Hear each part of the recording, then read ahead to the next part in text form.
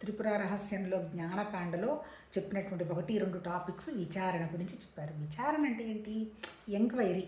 మనం ఒక పూజ చేస్తున్నాము, ఎందుకు చేస్తున్నాము, ఎన్ని సంవత్సరాలు బట్టి చేస్తున్నాము, ఎందుకు అసలు ఇవన్నీ జరుగుతున్నాయి అనేటువంటి విషయం మనం అవగాహన చేసుకోవాలి. తర్వాత మనం పుట్టినప్పటి నుంచి చనిపోయేంత వరకు ఏదో ఒక పనులు చేస్తూనే ఉన్నాము.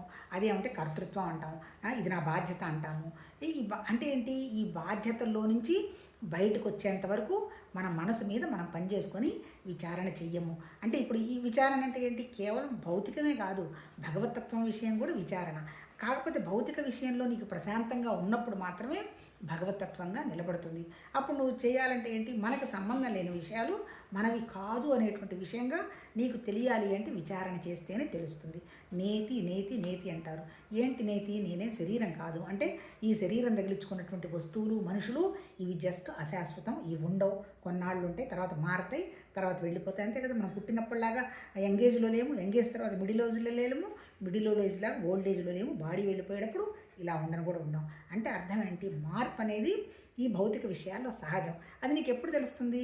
ఓహో, అంటే అప్పటి నుంచో ఇవన్నీ మారుకుంటూ వస్తున్నాయి కదా అనేటువంటి అవగాహన నీకు వచ్చినప్పుడే నువ్వు మార్పును అంగీకరిస్తావు. ఈ మార్పును ఎప్పుడైతే నువ్వు యాక్సెప్ట్ చేస్తావో అప్పుడు నీకు శక్తి వస్తుంది మారటానికి, సెల్ఫ్ కాన్ఫిడెన్స్ పెరుగుతుంది. ఈవెన్ త్రిపుర రహస్యంలో చెప్పిన జ్ఞానకాండలో కూడా అల్టిమేట్ ఏంటబ్బా, ఈ విచారణ అంతా ఎక్కడ జరగాలి? మన మనసు మీద జరగాలి. మన మనసును దుఃఖపడే విషయాలు ఉన్నాయి అంటే ఇది నాది కాదు, నాది కాదు అనేటువంటి తోసి పారేసేటువంటి సామర్థ్యాన్ని మనం పెంచుకోవాలి. ఇంకా ఏం చెప్తారు వాళ్ళు? అసలు దుఃఖం లేదు, దుఃఖపడేవాడు ఉన్నప్పుడు మాత్రమే దుఃఖం ఉంటుంది. ఇక్కడ దుఃఖపడేవాడు ఎవరు? అసలు నేనెవరు? త్రిపుర రహస్యంలో కూడా చెప్పింది అదే. నేనెవరు? నేను శరీరం కాదు, ప్రాణం కాదు, మనసు. మరి నేనెవరు? నేను ఒక లోపల ఉన్నటువంటి జ్ఞానాన్ని.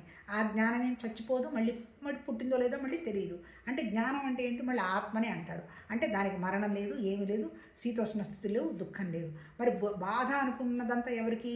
నేనే శరీరం అనేటువంటి జీవభావానికి బాధ. ఇప్పుడు మనం కూర్చొని ఏం చేయాలి? ఇప్పుడు నా జీవభావం ఉంది, ఇదేమన్నా దుఃఖపడుతుందా? లోపల ఉన్నటువంటి నా జ్ఞానం ఏమైనా దుఃఖపడుతుందా? కాదు.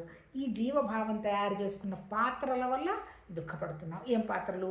తల్లిదండ్రులు మన పాత్రలు, తర్వాత మనం పుట్టాము, మనకు చెల్లెళ్ళు, అక్కలు, మన వాళ్ళు, ఆ తర్వాత మనం పెళ్లి చేసుకున్నాం, మన భర్త, మన పిల్లలు పాత్రలు, ఆ తర్వాత మళ్ళీ వాళ్ళు పెళ్ళిళ్ళు అయిన తర్వాత వచ్చినటువంటి వియ్యంకుల పాత్రలు. ఇవన్నీ జస్ట్ పాత్రలే, కొన్నాళ్ళేగా ఉంటాయి.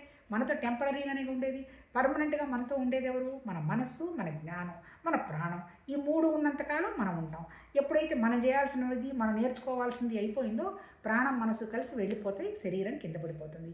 ఈ లోపల మన చేతిలో ఉన్నటువంటి ఆప్షన్ ఏంది? కర్తృత్వ భావన వల్ల నీకు ఎప్పటికీ తృప్తి రాదు. ఏ పని చేసినా ఇంకా చెయ్యాలనే భావం ఉంటుంది. విచారణ చేసి విషయాన్ని